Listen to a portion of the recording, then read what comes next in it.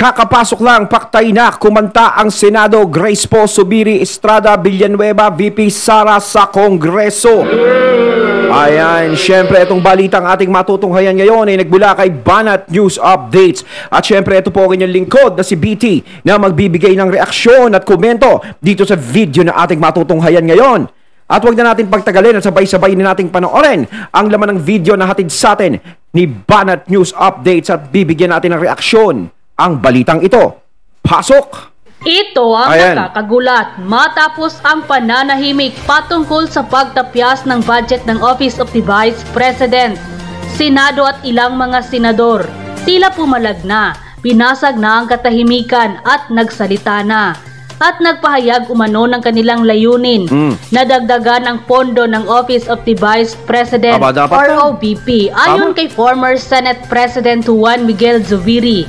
Kabilang anya sa mga ito ay sina Senator Joel Villanueva at Jinggoy Estrada. Pero bago ang lahat mga ka-update, kung bago ka pa lamang sa aking channel, ay mag-subscribe ka na at huwag kalimutang i-click ang notification bell para mas updated ka sa lahat pa ng bagong videos na i-upload namin. At ito na nga mga ka-update, di pa rin natitiyak kung ano ang magiging kapalaran ng budget ng Office of the Vice President sa Senado, ngunit ilang mga senador ang nagpahayag ng kanilang intensyon na taasan ng pondo ng ahensya para sa taong 2025.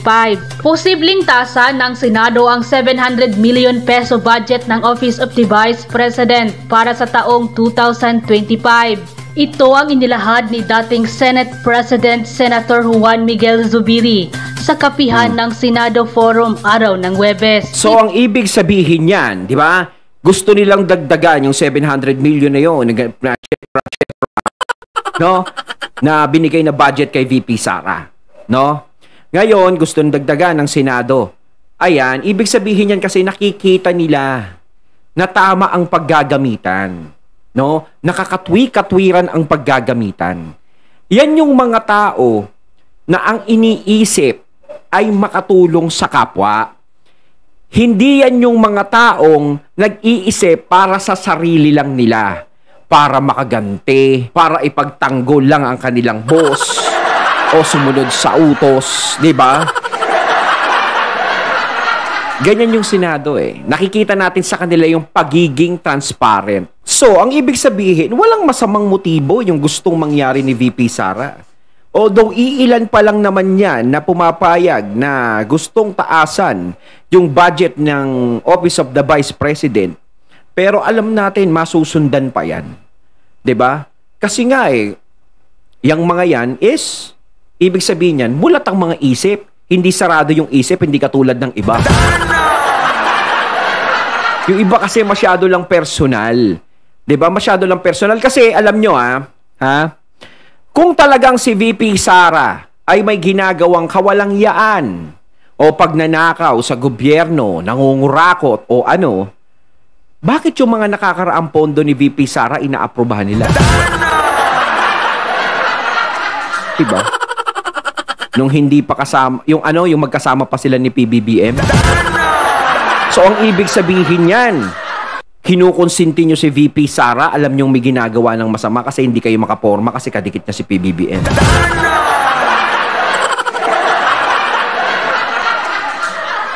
So, ang ibig sabihin nun, kung may ginagawa si VP Sara, parang may ginagawa din si PBBM. Kasi nasa isip nyo, may ginagawa si VP Sara eh. Gaya na sa confidential fund, si PBBM ang nagbigay. O ibig sabihin, may parte si PBBM doon.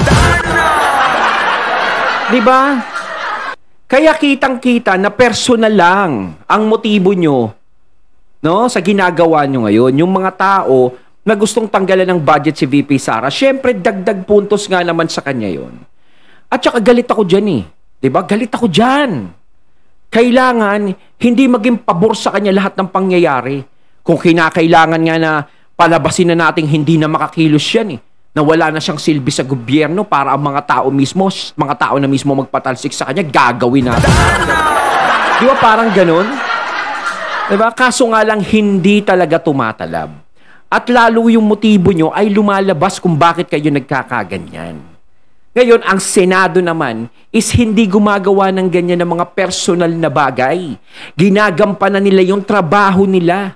No? Nakikita nila na tama, nagiging fair kami, wala namang paggagamitang hindi maganda dyan, so mas maganda dagdagan na lang natin. At siguro alam ng mga senador na yung mga iniisip dyan sa Kamara ay hindi iniisip ng mga Senado, dyan sa Senado, na si BP Sara ay kurakot. Diba? Hindi nila iniisipan si BP Sara ng ganun. At saka wala silang personal na problema kay BP Sara. Ewan ko lang kay Honti.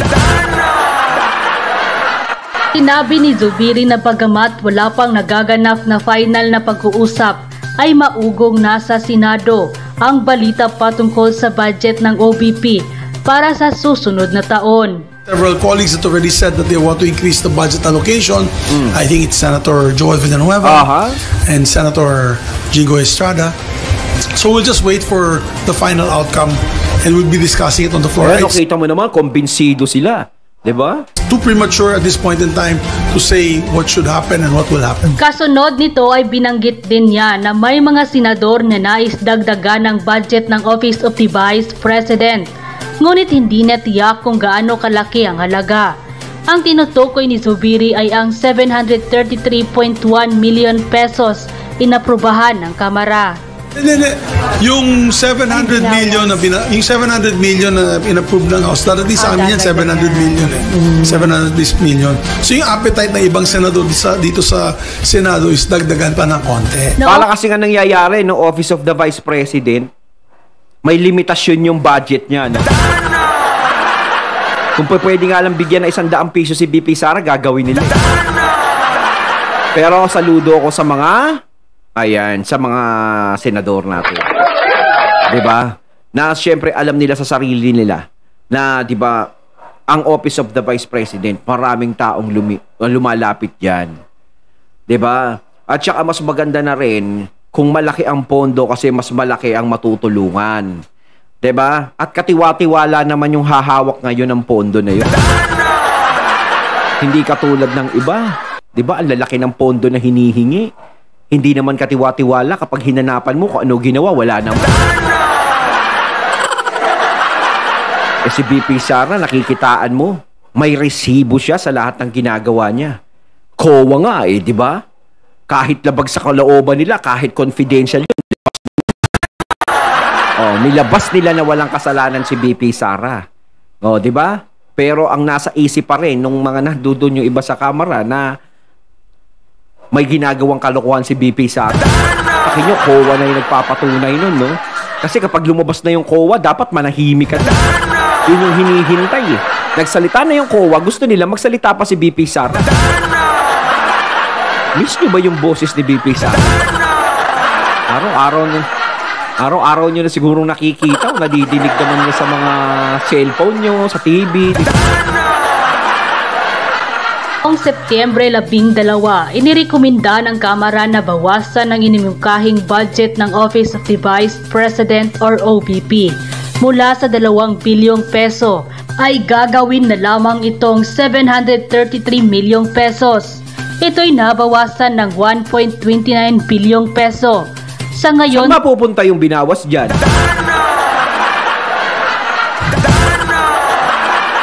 Baka mamaya may makita na naman tayong mga ano dyan, mga gamit-gamit dyan. Mga expensive na gamit. Joke lang baka personalin nyo. Kaya pinapatawa ko lang kayo. Diba? Saan mapupunta yun? Sinabi ni Zubiri na napakaaga pa para malaman kung bibigyan ng Senado ang Office of the Vice President or OVP ng kanilang kahilingan na budget sa 2 milyong peso sa 2025. Kaya nang lumabas ang balitang ito ay hindi naman mapigilan ng marami sa ating mga kababayan na maglabas ng kani-kanilang hinaing at komento sa mundo ng social media. At ayon pa nga sa kanila, you may not like her, Vice President Sara, but 32 million voted for her. She deserve her budget for 2025. Tama. Pera namin yan, pinagdadamot nyo. Oo, tama. Pera ng taong bayan yan. Di ba? Kayo ang nagdidesisyon. Alam niyo kung taong bayan lang, may karapatang magsalita dyan eh. Di ba? Sa mga bulsa ng taong bayan ang gagaling yan. Di ba? Dapat ang taong bayan nagdidesisyon. Pero kayo ang nagdidesisyon. Sige, nakaupo kasi kayo yung nasa posisyon. Oh, may kalakaran na ganon. Pero kung sa taong bayan lang titignan, ang taong bayan bumapayag naman eh.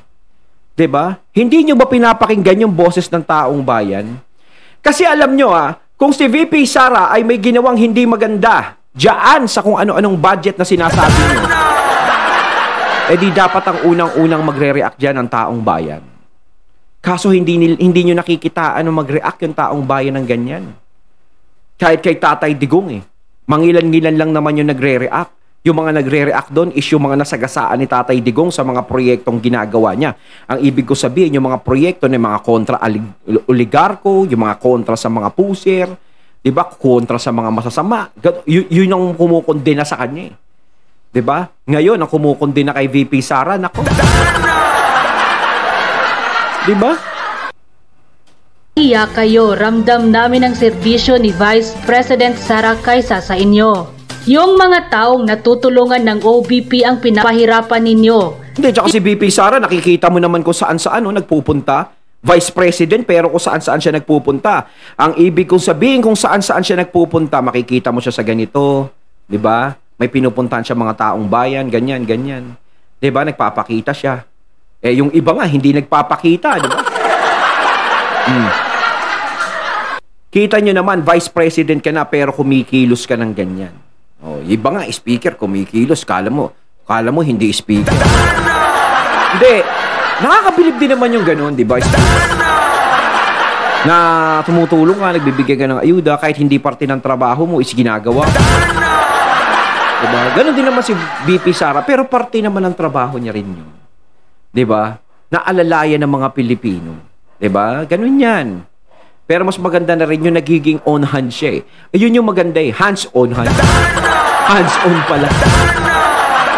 Diba? Mas maganda nagiging hands-on ka. Nakikita mo mismo sa dalawang mata mo yung kahirapan na nararamdaman ng mga tao. Hindi yung parang may nagsasabi lang sa'yo. Diba? Mas maganda yung ikaw na mismo nakakakita para alam mo kung ano yung maitutulong mo sa kanila. Hindi ang BP. Nasaan ang pinagbentahan ng gold reserve natin? Saan gagamitin yan? Sa sistema pala ng ating gobyerno. Hawak pala sa liig ang opisina ng OBP. Mga budget ng iba't ibang departamento ng gobyerno. Para mabigyan ka ng pondo, dapat lumuhod ka, sundin ang kagustuhan nila.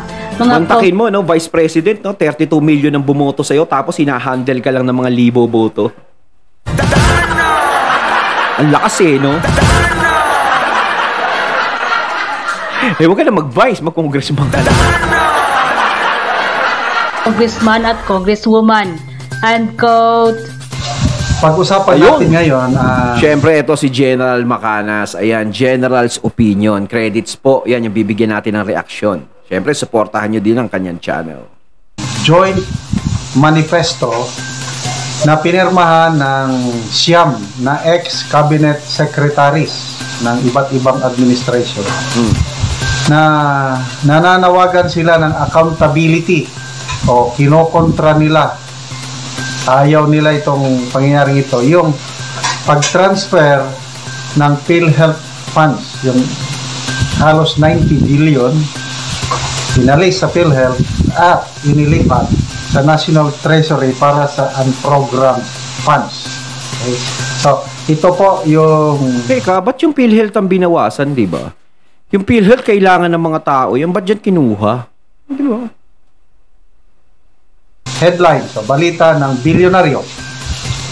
Accountability urges ex-cabinet secretaries oppose 90 billion PhilHealth fund diversion. Ayaw nila at nagkaisa sila na pumirma ng manifesto. Dapat daw ibalik sa PhilHealth. Dapat managot ang mga PhilHealth officials. Okay, so sino-sino itong hindi, diba? Dapat namimili ka kung saan ka tatapyas kung saan ka babawas kung may paggagamitan ka Alam mo yung PhilHealth, malaki yung naitutulong yan sa mga tao. 'Di ba? Kaya nga tayo naapektuhan tayo dun sa nangyaring issue diyan sa PhilHealth, no? Ayoko nang banggitin yung taong nagkaroon ng issue diyan. 'Di ba? Ang daming naitutulong niyan. Unang-una syempre sa pagkakasakit ng tao, 'di ba? Syempre hindi naman lahat ng tao mayaman. 'Di ba? Okay lang sana kung mayamang bansa tayo, mayaman tayo lahat, walang problema May panggastos tayo sa ospital. Pero ang PhilHealth, malaki ang naitutulong niyan. Kahit papaano nakakabawas-bawas yan sa gastusin ng tao, 'di ba? Lalong-lalo na yung mga kwarto, 'di ba? Minsan pag gusto mo minsan kalahati nilang binabayaran mo. Minsan doctor's fee na lang, minsan yung doctor's fee pala, minsan wala na, hindi na nababayaran. 'Di ba? Parang mga ganun-ganun, 'di ba? Kasi kailangan ng taong bayan yan Paulit-ulit ko sasabihin, kailangan ng taong bayan yan. Yan ang numero 1 din na hindi dapat binabawasan. Dapat pa nga yan dagdagan, hindi bawasan 'Di ba? Ano yun? Yung mga tao mawawalan ng benepisyo sa mga ospital. 'Di ba? Sa ginagawa nyo. Parang, sige, punta kayo sa ospital, magbayad na lang kayo ng malaki. Walang pambayad yung pupunta ron sa ospital, may sinugod. Di tumirik na lang yung mata ng pasyente. 'Di ba? O kaya naman, siya sabihin doon, dinala sa ospital, nagamot. 'Di ba? Gumaling na. Ang problema yung bill sa ospital. Napakalaki.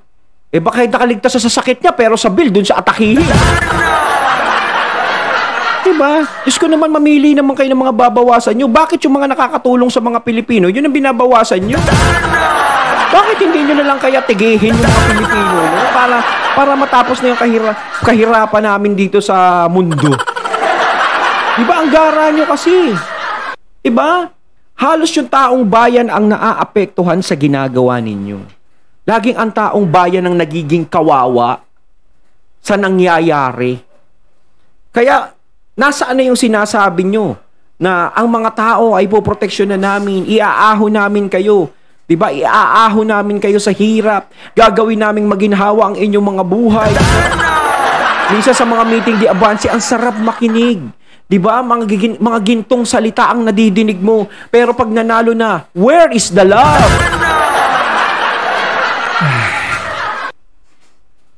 Na former cabinet secretaries. Number 1, Shiereto Habito, former secretary ng NEDA. Ernesto Pernia, another NEDA secretary.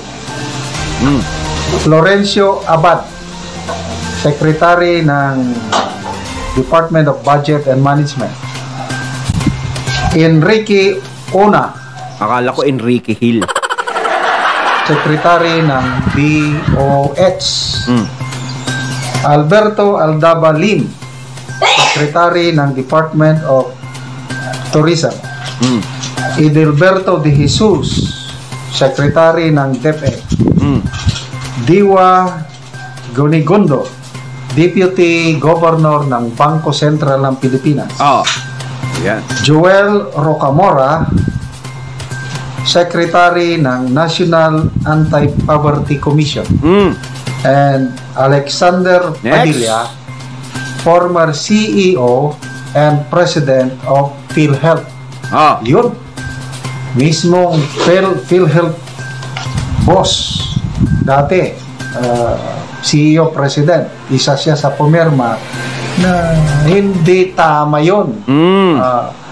Tama. I think sa isang hearing sa Kamara ba o sa Senado, nagsalita yung CEO ng PhilHealth. Sabi niya, nautosan lang po ako. The President told me to transfer. I'm just a good soldier. Sumusunod lang ako. Yan ang hirap pag nauutusan. Nabubulong nauutos. Kaya nagkakaleche-leche yung bansa natin. Utos, bulong, kinig. Yung mga salita ngayon ang namumutawi, no? Ako sa utos. So, talagang kapag inutusan sila kumain ng tae, kakain sila ng tae. Di wow. Ano ito? Sinadya na ilipat. Okay, so anong dahilan? Bakit itong siyam na former cabinet secretaries, 'di ba, na naging secretary ng DepEd, 'di ba, na naging secretary ng Department of Tourism, na naging secretary ng Bangko Sentral ng Pilipinas? Ano dahilan? Bakit itong siyam na former cabinet secretaries, 'di ba, na naging secretary ng Department of Tourism, na naging secretary ng Bangko Sentral ng Pilipinas? Ano dahilan? Bakit itong siyam na kumukontra. Sabi nila, the excess funds of PhilHealth should not be considered savings. Instead, they reflect the agency's failure to adequately expand its benefit packages. English Kasi yun. mayroong Department of Finance ba, memorandum o may kautosan na lahat ng savings. Mukhang may gumagawa sa loob ng bahay ni General Macana. Yung unused funds, ibibalik sa National Treasury para gamitin sa mga unprogrammed funds. Itong PhilHealth, nandun, 89.9, nakatiwangwang. Kaya lang, sabi ng itong mga former cabinet secretaries, hindi yun savings. Kapabayaan ng mga PhilHealth officials na ibigay ang benepisyo sa mga PhilHealth members, which is very correct. Kumbaga, tiniwangwang lang nila doon. Yung perang yon na parang naging walang silbi, hindi nila pinamumudmod o hindi binibigay doon sa mga PhilHealth beneficiary. Diba? Gara, no? Dami nating pera pero ginaganyan lang. Kung tutusin talaga, ang dami nating pera eh. Diba? Kaya lang tayo nasasabihang baon sa utang, walang pera, ganito. Dahil sa mga ganyan. Sa mga ganyang pagkilos. Diba nakakahiya tayo eh. Kung tutuusin. Okay lang sana kung totoong wala tayong pera, kung mahirap na bansa tayo, pero hindi naman tayo mahirap na bansa. Ang nagpapahirap sa atin, Diyos ko, yung mga buhay. Ayan. Pero alam nyo, kung malinis na yan, kung luminis na yan, mawala yung mga ganyan, magiging maunlad tayo. Kaso nga lang, ang tanong, kailan? Kailangan makahanap talaga tayo ng ng pinuno na ganyan, na patas, gumalaw, at syempre, mga gabinete niya talaga, na alam mong patas talaga sa mga tao. Ganong kailangan eh. Kasi kahit sabihin mo, magkaroon tayo ng pinunong patas sa mga tao, maaari pa rin siya lumabas ng masama eh. Maaari pa rin siya matanggal sa pwesto kung ang mga magiging kasama niya ay mga walang yan.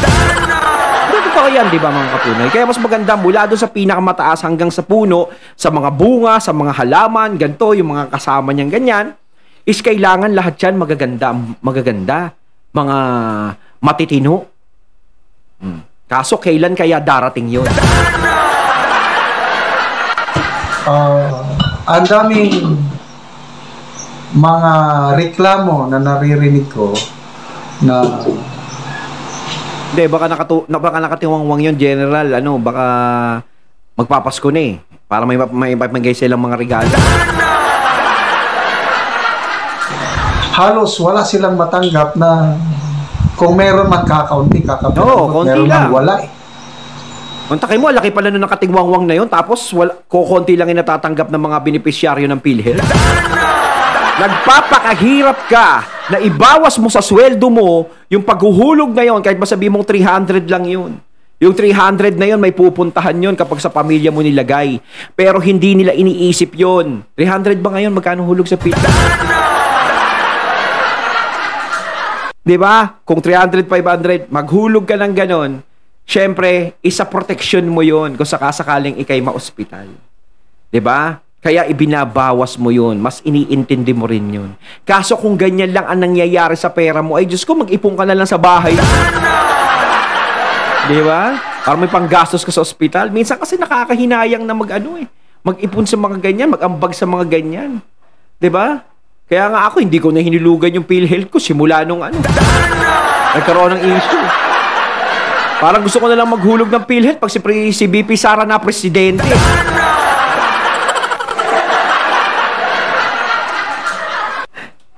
Nakakalungkot po na pangyayari itong pagbibigay ng benefits para sa mga millions of PhilHealth members. Yes. Na matagal ibigay, kung ibigay napakaliit. Lugi. Halos hindi mo maramdaman yung tulong. Tama. Tapos, nandun lang, nakatiwangwang, 90 billion. Tapos, inilipat sa National Treasury, gagamitin na sa mga unprogrammed funds. Ano yun? Pang-ayuda na naman.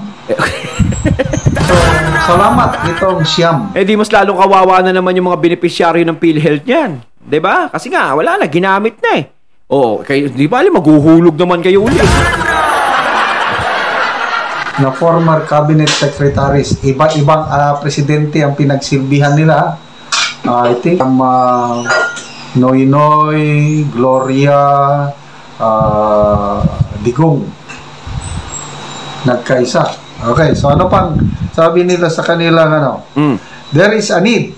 Ito, maganda. There is a need, sabi ng mga pumirma, to hold PhilHealth leadership accountable rather than depriving Filipinos of essential healthcare funds. Wow. Wow. Talaga. Panagutin. Ngayon, inimbestiga na ba ito? Wala. Hindi naman mapapanagod dyan.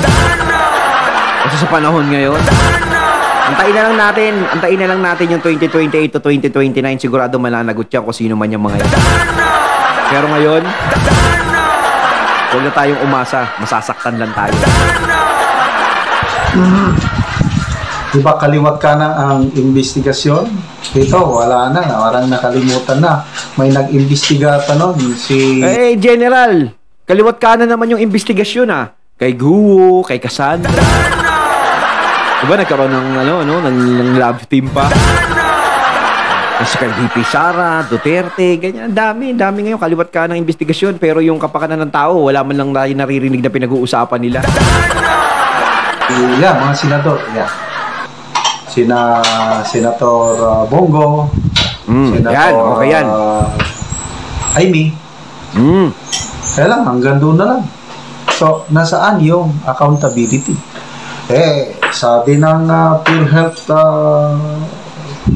boss, sabi niya, inautosan lang ako. Tinawagan ako and I was directed, transfer.